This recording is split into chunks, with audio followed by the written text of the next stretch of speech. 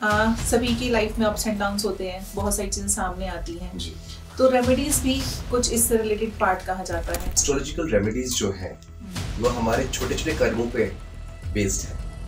अगर आप समझ के उसके पैरेलल कर्मों को बैलेंस करें तो आप उस इशू को बहुत लेवल तक मिटिगेट, बैलेंस, कंट्रोल कर सकते हैं। तो रेमेडीज इसी को हम बोलते हैं। खाना कैसे कनेक्ट करता है ग्रहों को, आपकी दशाओं को, उन्हें बैलेंस करने में? इट इज केमिकल कर्मा और केमिस्ट्री ऑफ कर्मा। मैंने आज बहुत स्पाइसी और बहुत तेल मसाले वाला खाना खा लिया, ठीक है। इससे क्या होगा शरीर में? हमारा पित्त बढ़ेगा, that means acidity in the body will increase. तो यदि मैं एक जुपिटेरियन मनुष्य हूँ जिसका बॉडी में कफा ज्यादा है तो हमारे लिए ठीक है। तो इसमें जो प्लैनेट्स हैं वो कैसे रोल प्ले करते हैं? ये प्रकृति प्लैनेट से बनता है कि आज आप में अग्नि तत्व ज्यादा है या जल तत्व ज्यादा है या वायु तत्व ज्यादा है। किसने डिसाइड किया? ग्रहों ने डिसाइड किया। सूर्य की अगर हम बात करें तो अगर इसे बैलेंस करना हो किसी ने, सूर्य एक पित्त प्लैनेट है, अग्नि तत्व प्रधान है, सेकेंडरी वात है। So you can take carbohydrates. तो carbohydrates will give you good energy for the sun. Mental issues बहुत ज्यादा देखने में आते हैं, एंजाइटी, डिप्रेशन कॉमन है, छोटे बच्चों में भी देखने के लिए आता है। तो इसके लिए कौन सा प्लैनेट रिस्पॉन्सिबल होता है? ये जो मेंटल इश्यूज प्राइमरीली राहु से लिंक होता है। ये जनरेशन राहु का है।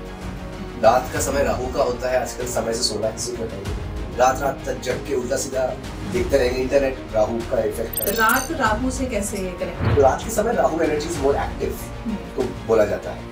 और ये जो हमारा technology is also linked to Rahu. Communication is Mercury and technology जो है इट्स अ राहु एनर्जी। जब आप सोने जा रहे हैं, एकदम जिस मोमेंट में आप सोने जा रहे हैं, फोन को सबसे पहले दूर रखिए। कोई भगवान का नाम प्रे सब कर दिया, खत्म, ब्लैंक हो जाए। उस ब्लैंक में राहु बैलेंस हो।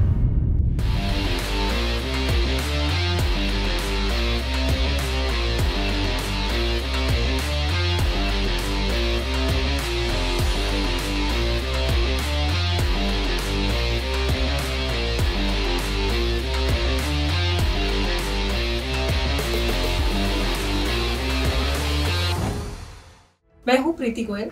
पीछे की कुछ कड़ी में जिस तरह हम बात कर रहे हैं एस्ट्रो योगा को लेकर, एस्ट्रो योगा को हमने समझा किस तरह से ये काम करता है, या किस तरह से आप अपने प्लैनेट्स को या आप अपने ग्रहों को किस तरह से ठीक कर सकते हैं समझकर with the help of astro yoga. लेकिन बहुत सारी चीज़ें और बहुत सारी रेमेडीज ऐसी होती हैं, तो क्या वो स्पेसिफिक किसी हिंदुइज्म से या इन्हीं लोगों तक कनेक्टेड है, या और कोई तरीके नहीं हैं कि जिससे हम इन चीज़ों को बैलेंस कर सकें? तो आज इसी पर हम विस्तार से बात करेंगे कि किस तरह से आप, जैसे हम अगर लेमैन की लैंग्वेज में बात करें कि घरेलू नुस्खे कि एस्ट्रोलॉजी में भी कुछ इस तरह की चीज़ें हैं जिन्हें आप करके अपनी चीज़ों को बेटर कर सकते हैं। और इसी पर जानकारी देने के लिए आज हमारे साथ एक्सपर्ट हैं सिद्धार्थ बनर्जी, जिन्होंने इसके ऊपर काफ़ी रिसर्च की है और बड़े ही टेक्निकल वे में चीज़ों को ये सामने लेकर आए हैं। तो आज इन्हीं से जानेंगे कि ये है क्या। आपका स्वागत है। बहुत बहुत धन्यवाद प्रीति जी। सिद्धार्थ जी, जैसा कि सभी की लाइफ में अप्स एंड डाउन्स होते हैं, बहुत सारी चीज़ें सामने आती हैं, तो रेमेडीज भी कुछ इससे रिलेटेड पार्ट कहा जाता है। तो पहले इसी के बारे में थोड़ा सा बताएं। जी, एस्ट्रोलॉजिकल रेमेडीज जो है वो हमारे छोटे छोटे कर्मों पे बेस्ड है। और जब हमारे लाइफ में कुछ इश्यूज आती हैं, इसके बहुत सारे कारण होते हैं। एक मेजॉरिटी कारण एस्ट्रोलॉजिकल प्लैनेटरी भी होता है, दशाएं होती हैं, प्लैनेटरी इन्फ्लुएंसेस होती हैं, जिसके वजह से वो पर्टिकुलर फीलिंग या इमोशन या सिचुएशन हम फील करते हैं। उसी को अब अगर आप समझ के उसके पैरेलल कर्मों को बैलेंस करें तो आप उस इशू को बहुत लेवल तक मिटिगेट, बैलेंस, कंट्रोल कर सकते हैं। तो रेमेडीज इसी को हम बोलते हैं एस्ट्रोलॉजी। तो ये किस तरह से काम कैसे करेंगी रेमेडीज? बहुत तरीके होते काम करने की। एक हमारे लॉ ऑफ कर्मा है, लॉ ऑफ कर्मा के बेसिस में काम करेगी, चक्रों के बेसिस में काम करेगी। कुछ अगर चक्र इम्बैलेंस्ड है, उसको आप बैलेंस कर रहे हैं विद सम एक्टिविटी, तब वो बैलेंस होगी। प्राइमरीली वो लॉ ऑफ कर्मा पे बेस्ड होता है। ओके, लेकिन जैसा कि खाना कैसे कनेक्ट करता है ग्रहों को, आपकी दशाओं को, उन्हें बैलेंस करने में, वो आप बताएं। खाना को अगर हम समझें, इट इज केमिकल कर्मा और chemistry of Karma. For example, मैंने आज बहुत स्पाइसी और बहुत तेल मसाले वाला खाना खा लिया, ठीक है। इससे क्या होगा शरीर में? हमारा पित्त बढ़ेगा, that means acidity in the body will increase. तो यदि मैं एक जुपिटेरियन मनुष्य हूँ जिसका बॉडी में कफा ज्यादा है, तो हमारे लिए ठीक है। सीजन ऐसा है, बरसात होने वाली है, ठंडा सीजन है, तो ये गरम स्पाइसी खाना ठीक हो जाएगा, चल जाएगा। पर अगर मेरा प्रकृति पित्त वाला हो, मंगल का प्रभाव हो और मैं गरम एरिया में हूँ, समर्स का समय हो, तो वो मुझे नुकसान कर देगा। इसीलिए अगर हम केमिस्ट्री ऑफ फूड को समझें, उसको हम अपने बॉडीली प्रकृति which is also linked to the astrological aspect को हम मिटिगेट और बैलेंस कर सकते हैं थ्रू फूड। ये तो आपने बात बताई वेदर के अकॉर्डिंग। हाँ। लेकिन सपोज आप और आपके फ्रेंड एक जगह बैठे हैं जी, आपने कुछ खाना खाया, उसको खाकर आपको कोई प्रॉब्लम नहीं हुई, लेकिन आपके फ्रेंड को हो गई। बिल्कुल। ऐसा क्यों? बॉडी केमिस्ट्री, आपका बॉडी का जो एलिमेंटल एल्गोरिदम है, आपके शरीर का जो पंच तत्वों का जो कॉम्बिनेशन है वो अलग अलग है। ओके। दो लोग गए बाहर गोलगप्पे खाए, उस गोलगप्पे में इन्फेक्शन था, एक को हुआ एक को नहीं हुआ। क्यों? एक के बॉडी में एसिडिक सिक्रीशन ज्यादा है, उसकी अग्नि तेज है, उस एसिडिक सिक्रीशन में स्ट्रॉन्ग एसिड्स ने उस बैक्टीरिया को मार दिया, तो मुझे कुछ प्रॉब्लम ही नहीं हुआ, स्ट्रॉन्ग इम्यूनिटी है। दूसरे वाले की अग्नि कम है और वो मैनिफेस्ट हो गया एज अ डिजीज, तो उसका पेट खराब हो गया। ओके। तो आपका कॉन्स्टिट्यूशन अलग है, इसलिए ऐसा हुआ। It is also based on जो हम बोल रहे हैं ना, प्रकृति, विच दोषा यू हैव, और आपका सीजन वेदर का तो है ही, और इंडिविजुअली आपका किस प्रकार का एल्गोरिदम है, किस प्रकार का आपका कॉन्स्टिट्यूशन है, कॉन्स्टिट्यूशन बोलते हैं सरल भाषा में, उससे ये आप पता कर सकते हैं। तो इसमें जो प्लैनेट्स हैं वो कैसे रोल प्ले करते हैं, और प्लैनेट्स को with the help of food आप कैसे बैलेंस कर सकते हो? ये प्रकृति प्लैनेट से बनता है कि आज आप में अग्नि तत्व ज्यादा है या जल तत्व ज्यादा है या वायु तत्व ज्यादा है। किसने डिसाइड किया? ग्रहों ने डिसाइड किया। ओके। ग्रहों की जो प्लेसमेंट्स होती है आपके जन्म, आपके बर्थ के समय, तो उस प्लैनेट्स के जो पर्टिकुलर जो वाइब्रेशंस जो आती हैं, उससे जो आप मैनिफेस्ट हुए एज मैटर, तो वो जो एलिमेंट्स का जो कॉम्बिनेशन बना वो इन प्लैनेट्स के थ्रू बना। ओके। तो उस हिसाब से आपका जो प्रकृति बनता है वो ग्रहों के दशाओं के और ग्रहों के प्लेसमेंट्स की वजह से बनती है। तो we can say that yes, planetary energies effect your constitution. Okay. And उसको ऑन अ सर्टेन लेवल आप फूड से बैलेंस कर सकते हो। तो ये लिंक बनता है। फूड इज अ कर्मा, आपका जो प्रकृति है वो एक कर्मा है और एक एनर्जी है, तो उस एनर्जी का जो इन्फ्लुएंस है उसको आप फूड से बैलेंस कर सकते हैं। ओके। तो अगर हम एक एक प्लेनेट के अकॉर्डिंग बात करें, तो जैसा सूर्य की अगर हम बात करें, तो अगर इसे बैलेंस करना हो किसी ने, तो किस तरह के खाने की या किस तरह की रेमेडीज हैं वो काम करेंगी? सूर्य एक पित्त प्लैनेट है। ओके। अग्नि तत्व प्रधान है, सेकेंडरी वात है, प्राइमरी सेकेंडरी होता है, तो पित्त वात प्लैनेट जो हमारे शरीर में ऊर्जा लाती है, एनर्जी लाती है, शक्ति लाती है ना। सो ये हमारे खाने में कार्बोहाइड्रेट्स लाती है, एनर्जी, जैसे गुड़, ठीक है, और आटा, दैट इज एनर्जी। ऑल्सो पित्त को इंक्रीज करने के लिए कुछ गरम मसाले, paper will increase your bodies heat.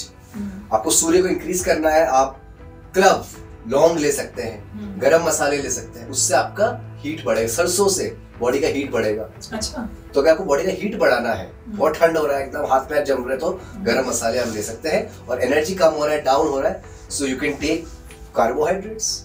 Okay. So carbohydrates will give you good energy for the sun. तो ये आपका सन भी बैलेंस करेगा और आपकी जो प्रकृति है उसको भी बैलेंस करेगा। Yes, absolutely. अगर आप पित्त बढ़ाना है शरीर में और आपका कफ प्रकृति है, वात प्रकृति, जिसमें आपको laziness, lethargy, tiredness, that's a sign of weak sun. It will get balanced if you have good, nutritious, energetic food of carbohydrates and spices, heating spices. That will give you good amount of energy. ये कहा जाता है, अक्सर सुना भी जाता है, या अगर मैं आज के समय की बात करूं तो मेंटल इश्यूज बहुत ज्यादा देखने में आते हैं। एंजाइटी, डिप्रेशन कॉमन है, छोटे बच्चों में भी देखने के लिए आता है। तो इसके लिए कौन सा प्लैनेट रिस्पॉन्सिबल होता है और उसे किस तरह से अगर हम बैलेंस करें तो इस तरह के सिचुएशन से बच सकते हैं? ये जो मेंटल इश्यूज प्राइमरीली राहु से लिंक्ड होता है। ये जनरेशन राहु का है, रात का समय राहु का होता है। आजकल समय से सोना किसी को है नहीं, ठीक है, लाइफस्टाइल इशू है प्राइमरी। रात रात तक जग के उल्टा सीधा देखते रहेंगे, इंटरनेट राहु का इफेक्ट है। रात राहु से कैसे कनेक्टेड है? वो एक फेज होता है समय का। ओके। एक जैसे वात पित्त कफ का भी एक फेज होता है, तो रात के समय Rahu energy is more active को बोला जाता है।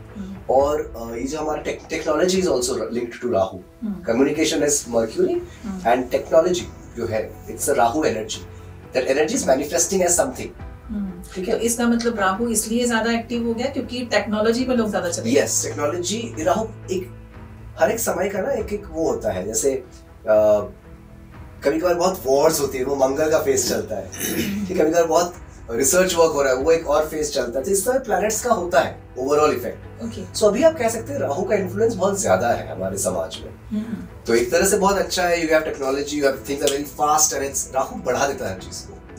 सो आप सोचिए ना, यहाँ बैठ के अगर आप पॉडकास्ट करें पूरी दुनिया में फैल सकता है, पोटेंशियल है, पहले शायद ये नहीं था, इट राहु बढ़ाने की शक्ति है, एक सेकंड में कहाँ पहुंच जाएगा ये, तो ये राहु की शक्ति है। बट इसका नेगेटिव पार्ट जो आप कह रहे हैं वो है ऑल मेंटल हेल्थ इश्यूज जो राहु से लिंक्ड होती है, okay. है ना। So mental anxiety, excessive desires, uncontrolled thoughts, illusions, delusions, lack of decision making, all mind anxiety, है ना, ये सब भी राहु करवाता है। okay. अब इसको बैलेंस करने के लिए देखिए आप रेमेडीज करिए। अब रेमेडीज में कुछ रेमेडीज जो जिसलिए मैंने रिसर्च किया, कुछ रेमेडीज ना इंटरनेशनल लेवल पे काम नहीं आती। जैसे जब मंदिरों में जो बोलते हैं कि मंदिरों में जाके आप नारियल को ऐसे करके कर दीजिए, पर मेरे जो इंटरनेशनल स्टूडेंट्स हैं उन्होंने कहा कि सर हम तो कहाँ करेंगे, हम न्यूयॉर्क में बैठ के, मेरे को न्यूयॉर्क में बहुत एंजाइटी होती है, आप बोल रहे हो राहु की वजह से, अब मैं नारियल कहाँ से लाऊं और सर के, ये सब तो नहीं हो सकता। यार देखना पड़ेगा। तब हमको ये दिखा कि यस, इन प्लैनेट्स का एक आयुर्वेद और चक्रों के साथ लिंक होता है।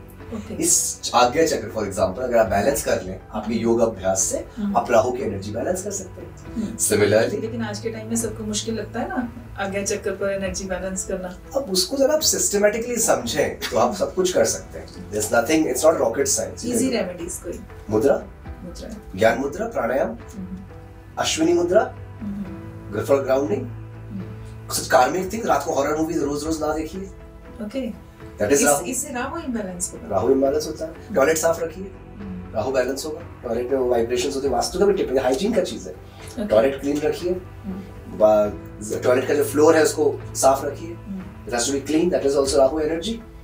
देन रात को लेट नाइट जग के इंस्टाग्राम देखना, भूत वल्गर चीजें मत देखिए रात को, दैट इज राहु बैलेंस है। ओके, एक और बहुत इंटरेस्टिंग मेडिटेशन है राहु का। राहु की मेडिटेशन अलग से स्पेसिफिक राहु की मेडिटेशन के लिए देखिए, राहु एक it's a demon, mythologically it's a demon. So भगवान की पूजा एक है, माँ दुर्गा पूजा होती है, माँ सरस्वती की पूजा होती है। रात को राहु जब एक्टिव होता है, इट कॉजेस विविड ड्रीम्स, बहुत विविड ड्रीम्स होती हैं, स्लीप डिसऑर्डर्स होती हैं। और इसको बैलेंस करने के लिए राहु के लिए एक बड़ा इंटरेस्टिंग मेडिटेशन, जब आप सोने जा रहे हैं, एकदम जिस मोमेंट में आप सोने जा रहे हैं, फोन को सबसे पहले दूर रखिए, स्विच ऑफ कर दिया, एयरप्लेन मोड में डाल दिया। जब सोने एकदम जा रहे हैं उसके 5-10 मिनट तक पहले कोई भगवान का नाम प्रे सब कर लिया, खत्म, ब्लैंक हो जाइए। ब्लैंक, आंख बंद करके आंख खोल के जैसा भी है जस्ट बी ब्लैंक। उस ब्लैंक में राहु बैलेंस होता है। ओके, वो ब्लैंकनेस जो है, ब्लैक, डार्क, ब्लैक, आकाश तत्व बैलेंस होता है, एंड उसी स्टेट में सो जाइए। This has a subconscious programming that happens through this meditation that balances the Rahu energy. मतलब एक बार अंधेरे में आंखें खोली और फिर उसके बाद बंद कर ली, then blank, कोई थॉट नहीं, प्रेयर वेयर सब कर लिया पहले, और उसी स्टेट में सो जाइए, राहु का एनर्जी बैलेंस होगा। तो ये जो मॉडर्न वेज है, ये कोई नया कुछ नहीं है, ये हमने बस लिंक कर दिया दो चीजों को, 2-3 जो अलग अलग प्रकार के ज्ञान के सोर्सेस को हमने लिंक कर दिया, एंड इसके थ्रू आप आराम से इन ग्रहों को बैलेंस कर सकते हैं। वीनस से लोग बड़ा ही जितना कि आजकल वही अगेन रील्स पर देखते हैं, तो सभी को चाहिए पैसा, लग्जरी एंड ऑल। वीनस को कैसे बैलेंस किया जा सकता है, ये कैसे काम करता है? Venus is all about your luxuries, material possessions. मेरे अनुसार अगर आप स्वादिष्ठान चक्र को बैलेंस करें तो वो आपकी क्रिएटिव एनर्जी, क्रिएटिविटी, नया कुछ प्रोड्यूस करना, है ना, क्रिएटिव एनर्जी एक्टिवेट करती है। और Venus is also very strong sexual energy, उसको चैनलाइज करना, बैलेंस करना सब वीनस करता है। वीनस की कुछ इश्यूज है, फॉर एग्जांपल वो बहुत बाहिरमुखी होता है, वीनस अगर एक्टिव है तो आप सिर्फ अपने एक्सटर्नल चीजों पे ध्यान रखेंगे, इंटरनलाइज नहीं जाएंगे। तो सम काइंड ऑफ योग जो आपको भीतर ग्राउंडिंग, इमोशनल ग्राउंड, और सबसे ज्यादा रोमांटिक और इमोशनली अनस्टेबल भी हो सकता है वीनस। यस, सो जब आप उस स्वादिष्ठान चक्र को बैलेंस करेंगे, आपका सेक्सुअल एनर्जी बैलेंस होगा डायरेक्ट, कोई रेमेडीज बात की बात, और क्रिएटिव एनर्जी एक्टिवेट होगा। सो क्रिएटिविटी के थ्रू, आर्ट के थ्रू अगर आप कर सकते तो वीनस के थ्रू आप मटेरियल पोजीशंस, लग्जरीज अट्रैक्ट कर सकते हैं। दूसरी बात जो आपने कहा कि बाहिरमुखी अंतर्मुखी होना, बाहर की चीजों से बहुत इफेक्ट हो जाता है। किसी ने अच्छा बोल दिया तो एकदम उड़ गए, किसी ने बुरा बोल दिया दिन खराब हो गया, क्योंकि आप बहुत बाहिरमुखी हैं। तो जब अंतर्मुखी होते हैं तब सुंदर लग रहे हैं, सजिए धजिए, ग्रूम करिए, पर डिटैच्ड रहिए। ये योग से होता है। Primarily Svadhisthana chakra, as I told you, because sexual energy balance होना, क्रिएटिव एनर्जी एक्टिवेट होना, और बाकी आपके जो रेमेडीज है उसमें बहुत सारी चीजें, परफ्यूम लगाना, ग्रूमिंग करना, सब कुछ ठीक है, पर अंतर्मुखी होना भी जरूरी है। उसके लिए हम कुछ प्रत्याहार के टेक्निक्स लगाते हैं, प्राणायाम के।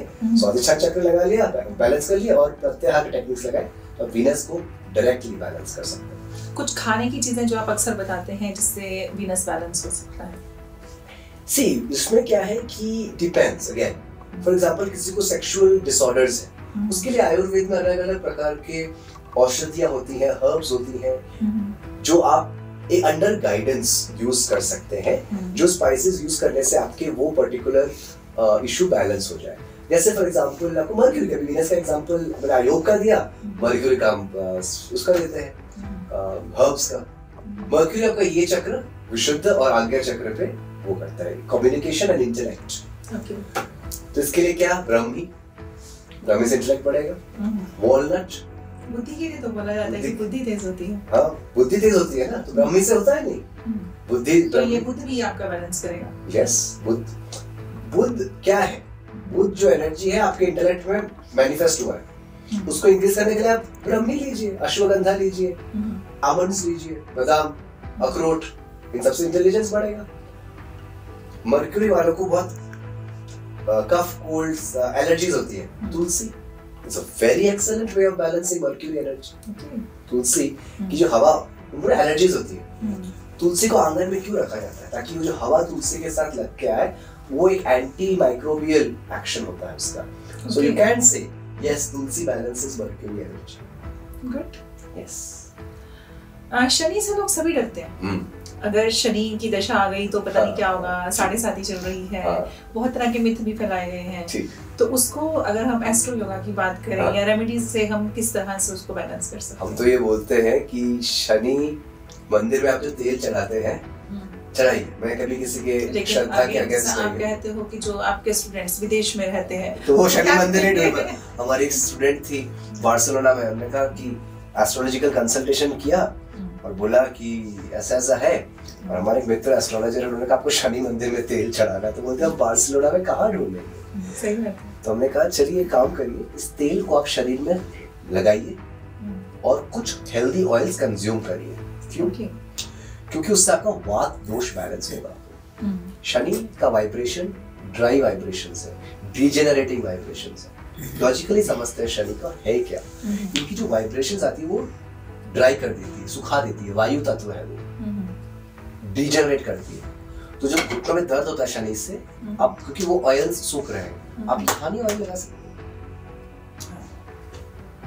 सिमिलरली कोलन ड्राई हो गया, कॉन्स्टिपेशन हो गया, बॉडी में टॉक्सिन जम गया, शनि ने करवाया।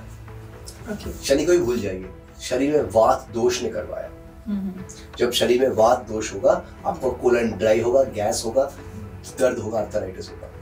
इसको बैलेंस करने के लिए भी आपका वात और शनि वात, आर्थराइटिस, उसको बैलेंस करने के लिए healthy oils, for example clarified butter, ghee best है, देसी घी।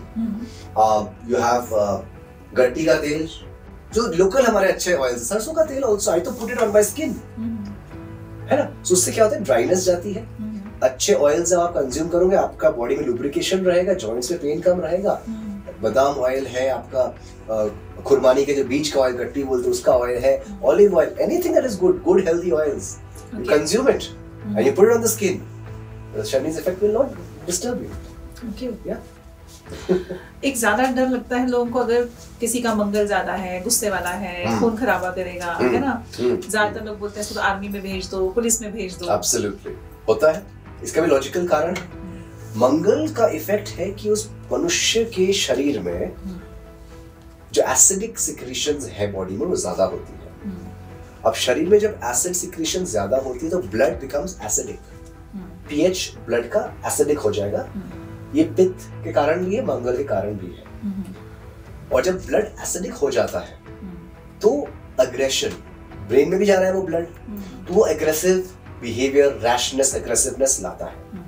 इसलिए वो गिरेगा, पड़ेगा, चोट आएगी, खून निकलेगा, लड़ाई करेगा, झगड़ा करेगा, ईगो आएगा, गाड़ी ओवरटेक करेगा, एक्सीडेंट कर देगा। ये आपके ब्लड एसिडिटी की वजह से।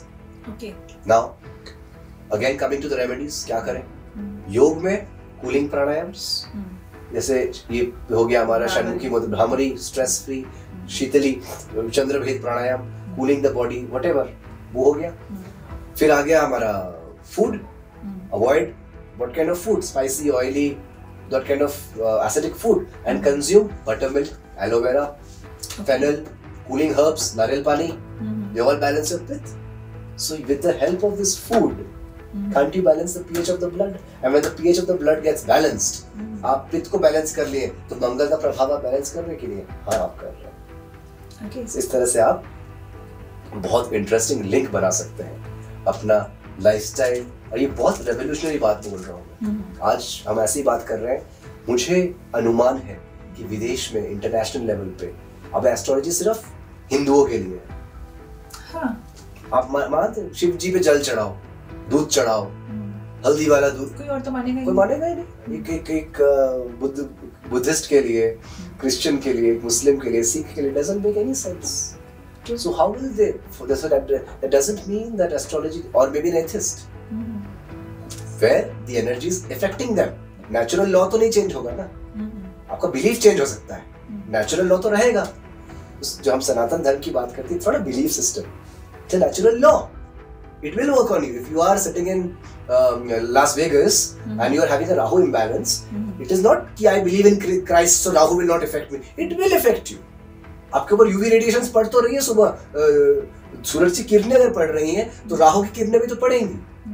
True. आप मंदिर मत जाइए, नारियल मत चढ़ाइए, but Rahu will make your life hell if you don't balance. किसी कोने में रही, ये तो आपको इफेक्ट करेगा। नेचुरल लॉ है, it is a natural law. So उसके लिए remedies should be little bit more natural. Religious are there, but these are natural remedies, karmic, Ayurvedic and योगिक, जो सबके लिए और हो भी सकती है, जो सब इजीली इसको कर सकते हैं। बिल्कुल कर सकते हैं। जुपिटर को गुरु का देवता कहा जाता है। इनके इम्बैलेंस होने पर किस तरह की रेमेडीज यूज कर सकते हैं और क्या-क्या प्रॉब्लम्स फेस करनी पड़ती है? Jupiter is excessiveness, it's a good planet, सब कुछ अबंडेंटली देता है, but anything in excess is not good. So शरीर में जुपिटर का प्रभाव बढ़ता है तो भारीपन, कफ दोष हो जाता है, लिवर वजन एक्स्ट्रा देगा, ज्यादा खाएगा, मीठा मीठा, है ना, इस तरह की प्रकृति होती है। आओ खाओ पियो, कचौड़ी समोसे, चलो, that kind of attitude.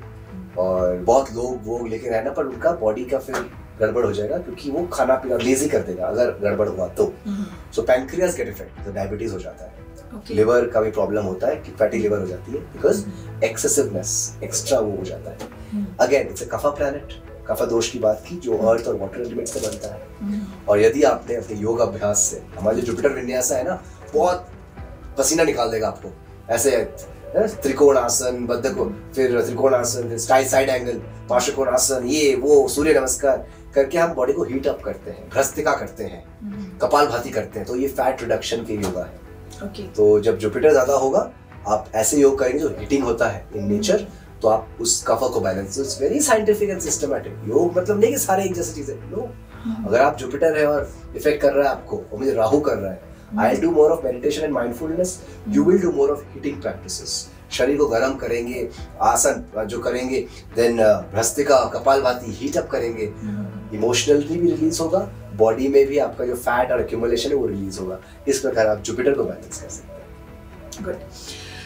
Ketu को लेकर सब लोग बड़ा डराते हैं कि हेडलेस बॉडी है ना, हाँ, आपको भ्रमित करता है, हाँ, डायरेक्शनलेस है जी। तो बैलेंस तो उसे भी करना है। बिल्कुल, तो सबको बैलेंस करना है। तो उसकी भी चाहिए। Ketu logically from the scientific aspect Ketu is the पित्त वात both in a negative aspect, उसका जो malefic effect होता है, क्यों? न्यूरोमस्कुलर इश्यूज करता है। ओके। तो कोऑर्डिनेशन नहीं रहेगा, केतु सीधा नहीं बैठ सकता, टेढ़ा मेढ़ा बैठेगा, ऐसे दे आर एक्सेंट्रिक, इतना खो जाएंगे अपने रिसर्च में, अपने दुनिया में कि दुनिया भूल जाएंगे। तो मतलब साइंटिस्ट जितने होते हैं, साइंटिस्ट होते हैं एकदम वो जरा से बोलते ना स्क्रू ढीले सनकी से होते हैं, वो केतु कराता है। आप दुनियादारी भूल जाएंगे, आप एक्सेंट्रिक हो जाएंगे, सोशली ऑकवर्ड हो सकते हैं, इमोशनली अनअवेलेबल हो सकते हैं, डिफेंसिव हो सकते हैं, बहुत खुला दिल का है, जो मन में आप बोल दिया टाइप्स, केतु कराता है कई बार।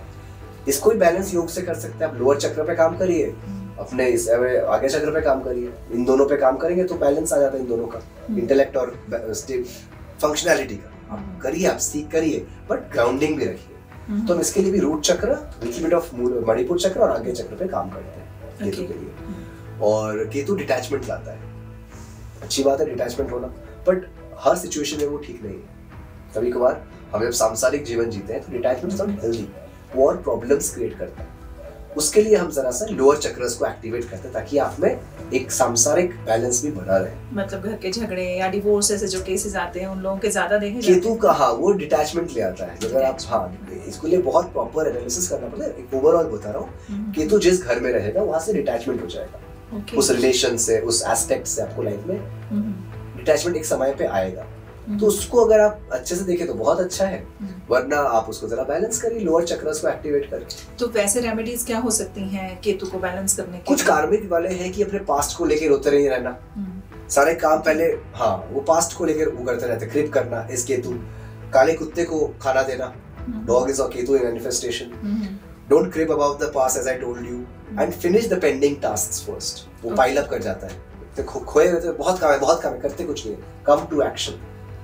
come to action and finish every action. That is how you balance Ketu. अगर आपका काम लिखा हुआ पड़ा नहीं हो रहा तो मतलब केतु का इफेक्ट हो रहा है, इधर उधर फैले हुए हैं। और इसको कैसे अंदर से लाएंगे? योग से, रेगुलर योगाभ्यास।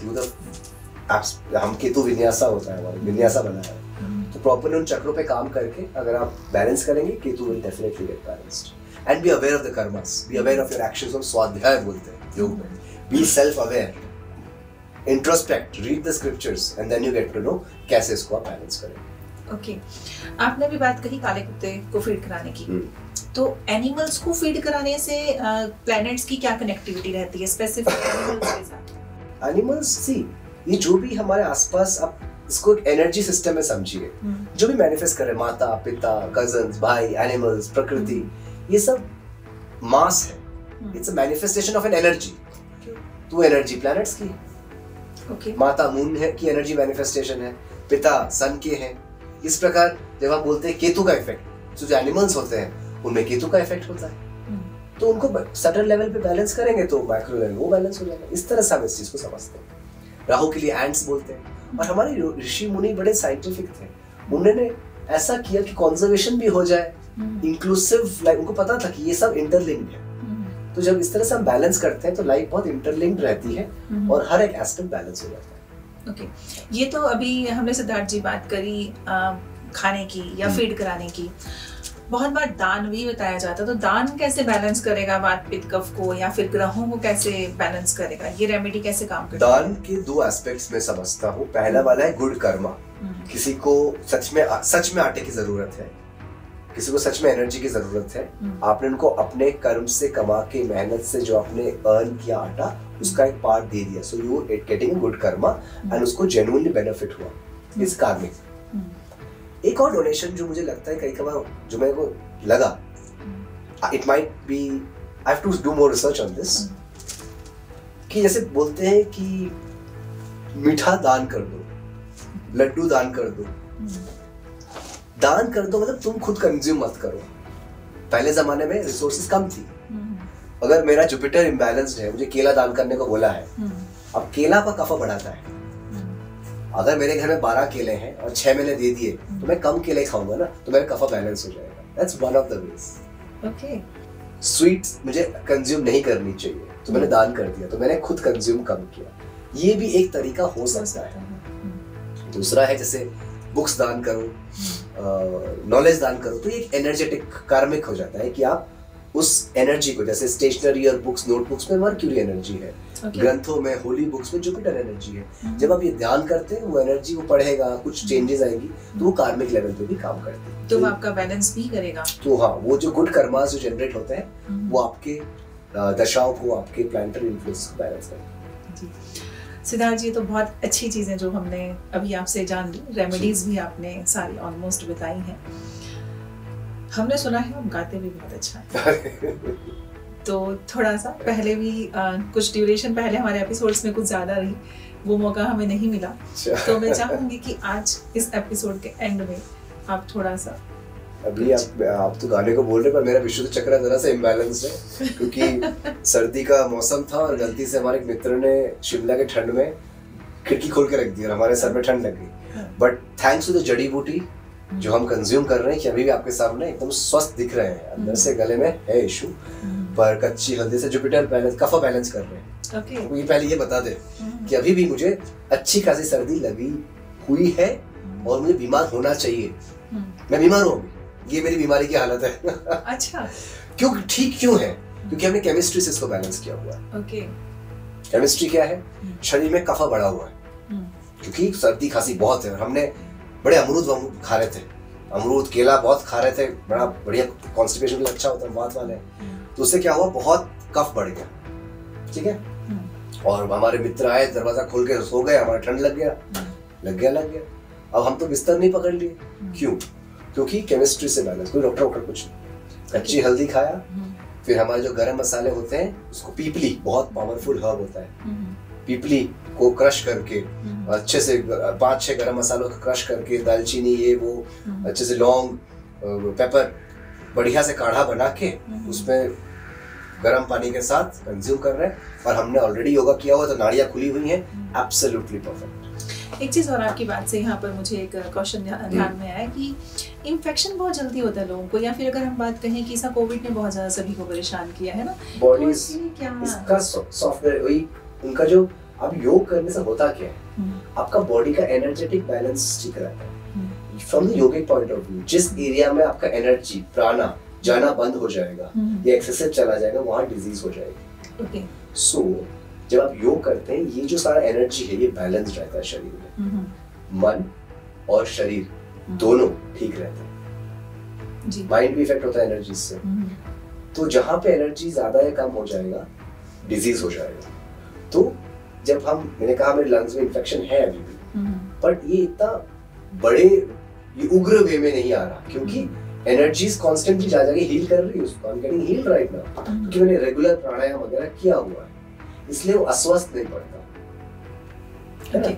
इसलिए जब हम continuous as a preventive yoga करते रहते हैं, आपका हीलिंग बहुत फास्ट हो जाता है ना। You can heal yourself very fast जब आप क्या बोलते हैं, योग वगैरह करते रहते हैं जी, एनर्जी बैलेंस रहती है और एनर्जेटिक हीलिंग हो जाती है। फिर you use the energy of the chemistry and the herbs and all, फटाक से इफेक्ट होता है ना, आप स्वस्थ रहते हैं जी। तो ये चीज होती है। पर संगीत का अगर गला ठीक हो, आई थिंक तब सुर में सुना पाएंगे आपको। फिर कभी मौका मिला तो वो करेंगे। तो ये बहुत अच्छी जानकारी जो आपने दी, प्लैनेट्स की जो रेमेडीज बताई हैं यहाँ पर, जो सभी के लिए, जो इंडिया में भी रहते हैं या इंडिया से बाहर रहते हैं, और खास तौर पर जैसे अभी आपने बताया कि वो चाहे किसी भी धर्म से बिलोंग करते हो, बट जो एनर्जी है, प्लैनेट है, यूनिवर्स है, वो नेचुरल लॉ है, मंगल सबको इफेक्ट करेगा, मानो या ना मानो। चाहे आप कहीं भी दुनिया के किसी भी कोने में रहें, यूनिवर्स है, प्लैनेट्स हैं, सभी को इम्पैक्ट करेंगे, क्योंकि आप उसी का एक हिस्सा है, उसी का एक पार्ट है, उन्हीं 5 एलिमेंट से आप बने हैं। तो सिद्धार्थ जी ने आज बहुत अच्छी इन्फॉर्मेशन दी कि आप अपने खाने पीने की चीज़ों से ही, या आसपास के जो एनिमल्स हैं उनको फीड कराकर आप किस तरह से उसको बैलेंस कर सकते हैं और एनर्जेटिक कर सकते हैं। तो आपने आज यहाँ पर इतनी जानकारी दी, तो मुझे उम्मीद है कि जो मेरे श्रोता हैं, दर्शक हैं, उन्हें इससे बेनिफिट होगा। एक चीज़ और मैं यहाँ पर बताना चाहूँगी कि सिद्धार्थ जी जो काफ़ी सारे कोर्सेज वो कराते हैं, बढ़ाते हैं ऑनलाइन। जितनी भी इंफॉर्मेशन पीछे भी हमने अपने बाकी एपिसोड्स में दी है, या जो आज हम अभी बता रहे हैं, तो उससे रिलेटेड भी इनके काफ़ी कोर्सेज हैं, तो आप उससे भी गो थ्रू कर सकते हैं और खुद के अपने जीवन में इसको आप उतार सकते हैं। तो आज के लिए धन्यवाद। बहुत बहुत धन्यवाद।